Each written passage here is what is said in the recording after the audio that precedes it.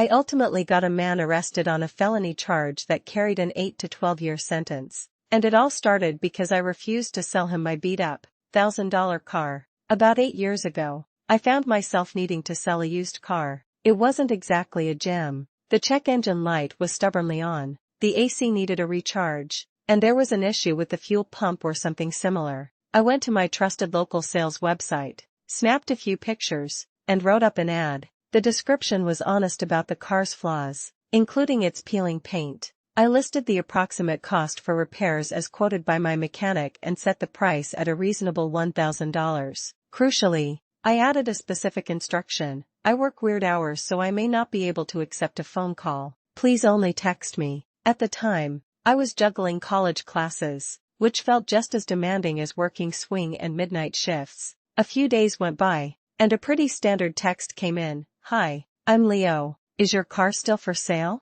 I texted back that it was, and we exchanged a few typical messages about the price and the reasons for the engine light. He was just one of several people interested, and I was already arranging test drives with others who were perfectly polite. Then, the next day, a new text from Leo lit up my screen. "Are you gonna take all your sh*t out of the car before you sell it to me, or is that my job?" I stared at the message, completely taken aback. Unwarranted hostility? Really? I hadn't even agreed to sell him the car. The sh*t he was so aggressively referring to consisted of 3 textbooks and a bag of clothes. For items, Leo made a critical error at that moment. Born from pure arrogance, he had no idea that his unwarranted hostility was not just costing him a car, but was the first pull on a thread that would unravel his entire life. He wasn't the only interested party, and I certainly didn't need his drama or his less-than-full-price attitude. I typed back a simple, firm response: "I'm not selling the car to you, so don't worry about it."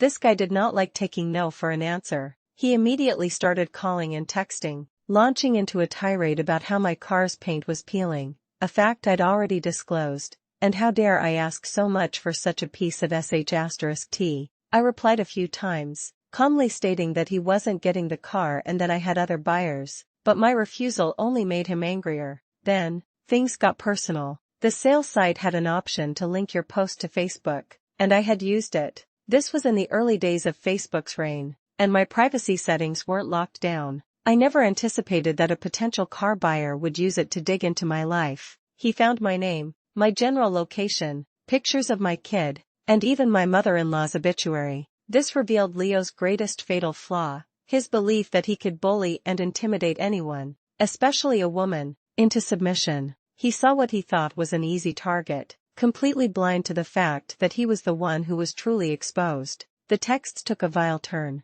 He sent messages mocking my appearance, contrasting his self-proclaimed muscular physique with my quite round female form. He even sent a picture to prove his point, but he just looked like a beanpole. He questioned my intelligence, asking if I even knew about cars or if I'd made the ad while on my period. Then came the threats. He texted that I should be lucky I was married, or he'd come to my house and show me how a real man handles a little b*tch. Thankfully, while he had my general location, my apartment was hard to find with GPS. I could have handled the insults and the cyberstalking, but then he crossed a line that changed everything. Here's a little side info. My flexible college schedule allowed me to work as a school crossing guard, a job I got through my local police department. Every couple of weeks, we had to go into the station to sign our time cards. I was in the PD lobby waiting for my boss, my name being low in the alphabet, and decided to check my phone. I usually turned it off during class to avoid distractions, so I was often met with a flood of notifications all at once.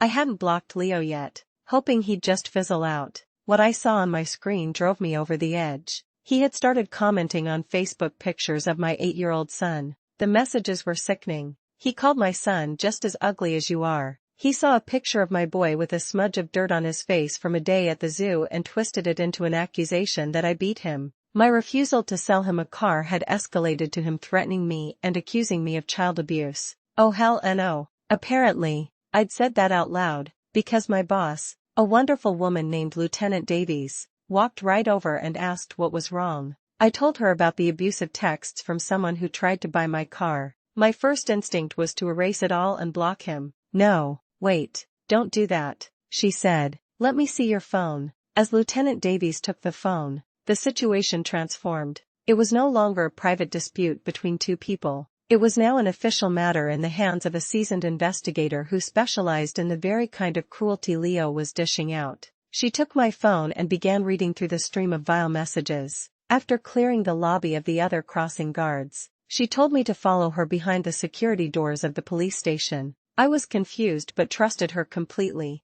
In her office, she sat at her computer, occasionally referring back to my phone. She asked if I had his name. I told her I only had a first name, Leo, and showed her his introductory text. What I didn't know then was that my boss wasn't just an administrator. She was a full-on lieutenant with the PD. She had come up from patrol and had spent years exclusively investigating child, elder, and disabled abuse cases. To say she didn't take threats against kids lightly would be a massive understatement. Using his first name and phone number, she started cross-searching databases. After what felt like an eternity, she handed my phone back. She told me not to worry, not to delete anything, and not to respond anymore. She had it. I left for class feeling a huge weight lifted off my shoulders. Life moved on. I sold the car to someone else for the full asking price and had nearly forgotten the whole ordeal. 2 weeks later, I was back at the station to sign my next time card. Lieutenant Davies asked me to wait for her again, and once more, I followed her back to her office. She had an actionable complaint form for me to sign regarding the incident. Seeing the look on my face, she told me to sign first, and then she'd explain everything. And what an explanation it was. She laid out how she unraveled Leo's life. With his first name and the phone number, she'd found his driver's license, which led to an address. That address was linked to a police report for possible domestic violence. As one commenter on my story later put it, "It's amazing how people who act like this eventually piss off the wrong person." Pulling on that thread led to a much bigger discovery. Leo had 5 children with 4 different women and was massively in arrears on his child support to all of them. We're talking somewhere in the neighborhood of $30,000 to $50,000. Yet, somehow, just 2 weeks prior, he had managed to request a title transfer for a new to him, very fancy, high-end car. Because he was so far behind on child support, my boss was able to place a seizure order on that brand new car, so it could be sold to pay back what he owed. But it got worse for him. One of the mothers of his children lived in a state where fleeing child support obligations could trigger a warrant for arrest. When Lieutenant Davies contacted the authorities in that state, they said they wanted to execute the warrant with much haste. The final nail in his coffin was his job. A little more digging revealed he was using his brother's social security number on employment forms to dodge child support garnishments. Lieutenant Davies notified his HR department, who confirmed he would be fired immediately for submitting fraudulent documents. She then told me that 4 days earlier, she had executed the arrest warrant for felony child abandonment. The other state was already on their way to pick him up. He was facing an 8 to 12-year prison sentence, and he still had to pay back all the child support. He couldn't take no for an answer, and it cost him everything. He cyberstalked me and threatened my child, not realizing my boss was a PD lieutenant who specialized in protecting kids. As another commenter later perfectly summarized, it would have been the perfect outcome for my boss to whisper in his ear, "Next time someone doesn't want to sell you their car, don't be a little shit about it." His attempt to bully me over a $1,000 car ended with his fancy new car getting repossessed, his job lost, a felony record, and a long stint in jail. This whole experience is a powerful lesson in how quickly things can escalate and how your actions, even seemingly small ones, can have massive, unforeseen consequences. You never know who you're dealing with, and choosing to be a bully can bring your whole world crashing down. So, let me ask you, what's the most satisfying story of instant karma you've ever witnessed?